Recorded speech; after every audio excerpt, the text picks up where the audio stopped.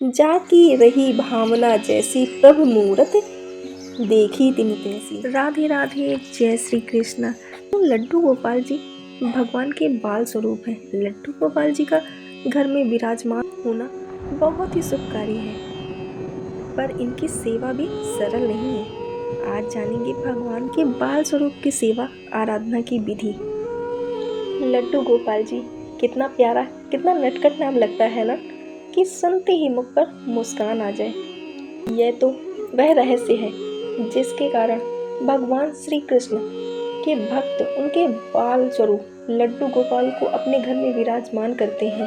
श्री कृष्ण की भक्ति विधि सबसे निराली है। स्वयं ब्रह्मा जी भी इस रहस्य को आज तक समझ नहीं पाए। भगवान के बाल स्वरूप यानी लड्डू गोपाल जी की पूजा की जाती है।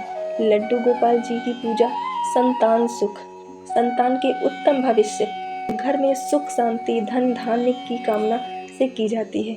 इसके भाव में ऐसा होता है कि लड्डू गोपाल जी, अब यह घर मेरा नहीं है, आपका है।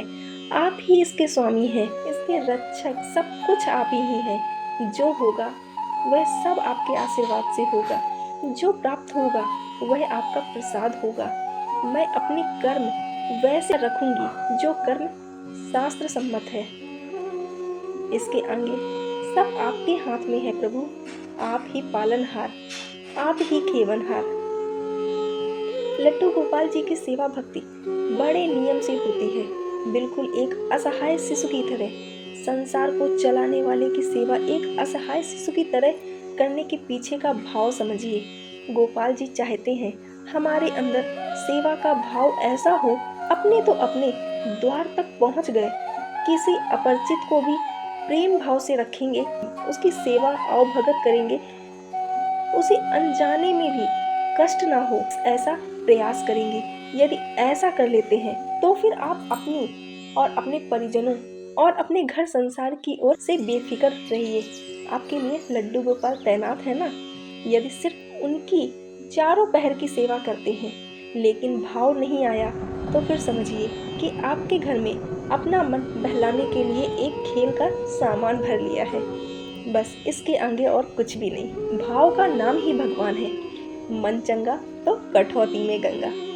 लड्डू गोपाल जी की सेवा तो भाव का शिखर बिंदु है, जहाँ भगवान का घर में प्रवेश ही इस भाव से कराया जाता है कि अब इस घर का मालिक कोई और हो गया। जैसे मालिक का विशेष ध्यान रखना होता है, वैसे ही लड्डू गोपाल जी का भी विशेष ध्यान रखना होता है। अपने सामर्थ्य के अनुसार घर में विराजमान लड्डू गोपाल जी की सेवा करनी चाहिए। भगवान को कोई तामझाम कभी नहीं चाहिए। हम उन्हें संसार का ऐश्वर्य क्या देंगे भला, उन्हें तो श्रद्धा प्रेम की तलाश है। जिस घर में लड्डू गोपाल जी का प्रवेश हो जाता है वह घर लड्डू गोपाल जी का हो जाता है। इसी भाव से लड्डू गोपाल जी का घर में अभिनंदन करें। मेरा घर का भाव मन से छोड़कर लड्डू गोपाल जी के घर का भाव मन में बिठा लेना चाहिए। जिस घर में लड्डू गोपाल जी का प्रवेश हो जाता है वह घर लड्डू गोपाल जी का हो जाता है। इसी भाव से लड्डू गोपाल जी का घर में अभिनंदन करें। मेरा घर भाव मन से छोड़कर लड्डू गोपाल जी के घर का भाव मन में बिठा लेना चाहिए। जिस घर में लड्डू गोपाल जी आ गए ना, वहाँ पर मांस मदिरा जुआ आदि का प्रवेश नहीं होना चाहिए। इस नियम को नहीं मान सकते तो फिर लड्डू गोपाल जी को ना लाएं। एक बात अक्सर आती है कि क्या घर में एक से अधिक लड्डू गोपाल जी हो सकते हैं। वैसे इस विषय पर प्रामाणिक रूप से क्या कहा जा सकता है, पर भाव से देखें तो एक ही रखें। घर का स्वामी तो एक ही होता है।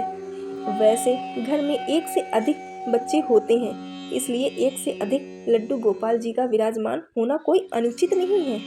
ऐसा कहना शायद उचित ना हो। हाँ, कई बार ऐसा होता है कि परिवार के सदस्यों में आपसी मतभेद या आपसी खटपट के परिणाम स्वरूप एक से अधिक लड्डू गोपाल जी या कई किसी टोटकों के रूप में रख लेते हैं। यह उचित नहीं है। बाकी तो भगवान और भगत के बीच का भाव है। जाकी रही भावना जैसी प्रभु मूरत, देखी तिन तैसी। लड्डू गोपाल जी की जरूरतों का ध्यान भी परिवार के सदस्य की जरूरतों के अनुसार ही रखना चाहिए। उन्हें भी पर्व त्योहार आदि पर विशेष लाड प्यार चाहिए। लड्डू गोपाल जी के हर आवश्यकता का ध्यान रखें। लड्डू गोपाल जी की आवश्यकता का ध्यान रखने का अर्थ यह नहीं कि उनके लिए बहुत तामझाम करने की ज़रूरत है। लड्डू गोपाल जी तो बालक भाव में हैं, उन्हें तामझाम से क्या मतलब, उन्हें तो प्रेम चाहिए। अपने लड्डू गोपाल जी को कोई प्यारा सा नाम अवश्य दें। उन्हें स्नान कराते समय, वस्त्र पहनाते समय, खिलौने आदि भेंट करते समय या घुमाने ले जाते समय इस नाम से प्रेम के साथ पुकारें, बिल्कुल अपने घर के सदस्य की तरह। क्या आपको पता है लड्डू गोपाल जी रूठते भी हैं। यशोदा मैया से वह अक्सर रूठ जाया करते थे और मैया उन्हें घंटों तक मनाती रहती। यदि लड्डू गोपाल भी आपसे कभी रूठ जाए तो उनको मनाइए, उनको प्यार से भोजन कराइए, तो देखिए वो कितनी जल्दी मानते हैं। पहले लड्डू गोपाल जी को भोजन कराएं, जल पिलाएं, उन्हें संतुष्ट करने के बाद ही स्वयं भोजन ग्रहण करें। रोज रात में लड्डू जी को शयन अवश्य कराएं। जैसे कोई बालक को प्रेम से सुलाता है उसी प्रकार से उनको भी सुलाएं। उन्हें थपकी दें, लोरी सुनाएं, कहानियाँ सुनाएं, जैसे आप अपने बच्चों को सुनाते हैं। वही प्रेम लड्डू गोपाल जी को भी चाहिए। प्रतिदिन सुबह लड्डू गोपाल जी को प्रेम से पुकारकर उनका नाम लेकर उन्हें जगाएं। लड्डू गोपाल जी का भी जन्मदिन मनाना होता है। वैसे जन्माष्टमी को संसार भर में लड्डू गोपाल जी का जन्मदिन मनाया जाता है। फिर भी जिस तिथि को आप अपने घर में लड्डू गोपाल जी को लाए हैं वह दिन बहुत ही शुभ है, तो उस दिन आप लड्डू गोपाल जी का जन्मदिन मना सकते हैं। धूमधाम से घर को सजाकर, बच्चों को घर में बुलाकर लड्डू गोपाल जी के साथ उनका जन्मदिन मनाएं। गोपाल जी के लिए खिलौने लाएं और बच्चों को रिटर्न गिफ्ट दें। तो कैसी लगी आपको यह जानकारी, प्लीज़ कमेंट करके ज़रूर बताएं। तो प्रेम से बोलिए राधे राधे।